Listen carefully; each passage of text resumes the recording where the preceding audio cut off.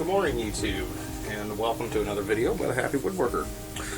We are continuing on with part 3 in our bread box build, and today we're going to be doing board join up. And I wanted to cover a couple of topics real quick before we get into that.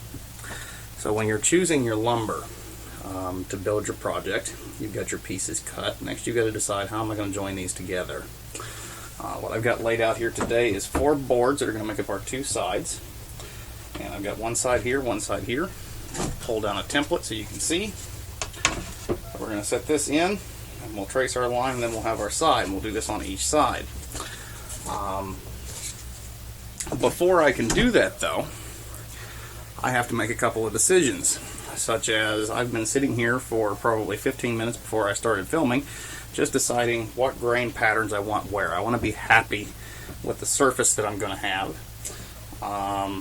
I've also got a couple small imperfections that I want to get rid of. For example, this board over here has a little bit of a knot in it, and I want to get rid of that. So I laid that board out to where when I make my cuts, that'll no longer be a part of the piece. So if you've got any imperfections in your lumber you don't want in your piece, you want to make sure that you either don't have it in the first place, or you have it where you're going to get rid of it in this case. When you're going to do glue ups, biscuits, or joining by dowels,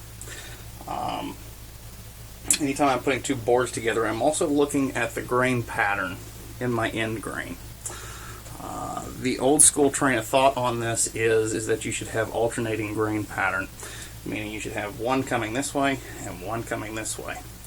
And so I've also arranged to do that. It gives you a better bond, and if memory serves, it has also something to do with the expansion and contraction rate of your wood and how it bonds together. Don't quote me on that, though. It's been 20 years since I took shop class. So anyway, that's where we're going to start. And like I said, I sat and played with these, and we're flipping them around and turning them until I got the grain pattern that I wanted to see on my finished project. So when we come back from this, we're going to be drilling for some biscuits today. And I'm going to be demonstrating how to do that on a router table with a slot cutting bit, because I realize there may be a lot of you out there that do not have a biscuit joiner. So I thought that that would be an interesting and practical video to do. So we'll come back with that shortly, and we'll see you then. So continuing on with our glue up, I have my template laid out here, and this is one of the reasons I wanted my template, where I'm going to be doing biscuit joining on this. I have a couple decisions that I have to make. One being, where am I going to put the biscuits at in my project? Biscuits come in 3 sizes. There is a 10, or a 0, a 10, and a 20. And that's one of the things that we're going to have to decide, is what size biscuit we're going to use, and how that's going to fit into our project. For example, I don't want to put a biscuit down too low close to the edge. I don't want to be up in my timber track. So part of the reason I laid out this template in detail was to decide, where can I put my biscuits. So that's step number 1. I think for this project I'm going to try and use a number 20 because it's the largest and it'll be the easiest for you to see on camera. Biscuits, by the way, they're pretty cheap. They're easy to get. I order these in bulk from Porter Cable. I get like a box of 10,000 at a time. So they're very, very accessible, cheap, easy to use. And even a beginning woodworker can probably use these. Now, I should also explain that on a project this small, it's not a necessity that I order and use biscuits on something this small. When I started doing shop class many, many years ago, we would just glue the boards together. I have entire big, huge chests that I have built that are just straight glued boards, and they've held up fine over the years. You can sit on them, and I'm a pretty big guy. and I've never had one crack or break. But the point to a biscuit is to give you a little extra strength, and I thought it would be a good demonstration technique in this video for you to see how we're going to do this. So that's the first thing we've got to decide, is how many biscuits we're going to put in. We make sure that none of those biscuits are going to be in a place that we're going to see. So I'm going to get a rough idea of where I want these. I think I'm just going to use 2 in this. Maybe 1 there, and maybe 1 there. So let's say I'm going to put 1 there. I'll mark my template with a B for a biscuit, and that's going to come there to there. And my second one, I think I'll put right here, biscuit, and he's going to come from here to here. So next step is to get those out of the way a little bit, is to set this up to where I've got that biscuit marked pretty darn close to where I want it. First one is going to be about right there. Again, you're kind of seeing me wing this. I could measure, take exact measurements, but I'm going to make a line across both boards right in the center of where that biscuit's going to be. And if I line up, my second one is going to be right about here. So my second one,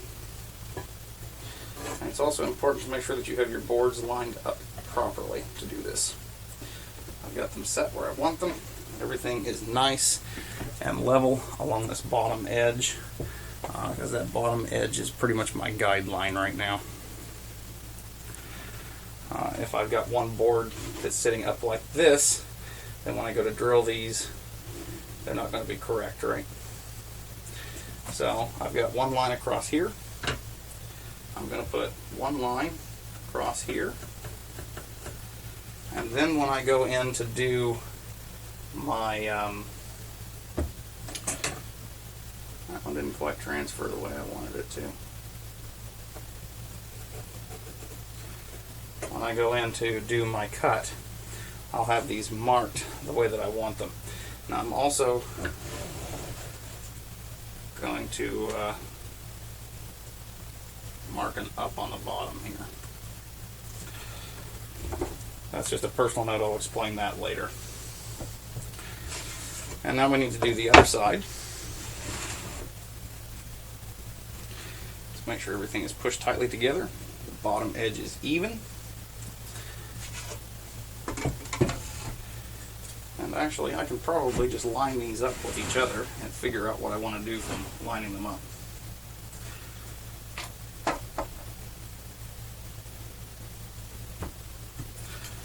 And my first biscuit was, I could pull out the really long square and go across, but I've got enough play and wiggle room here that I'm okay. There's that one. And we're going to line up to this one. Right there.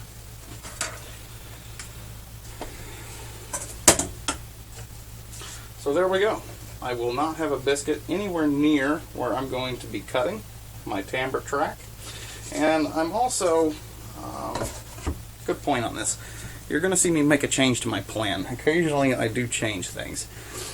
Before we get into the next video of cutting the template for the timbre track, I am going to try and modify this part of the track a little bit and bring it up a little higher and down.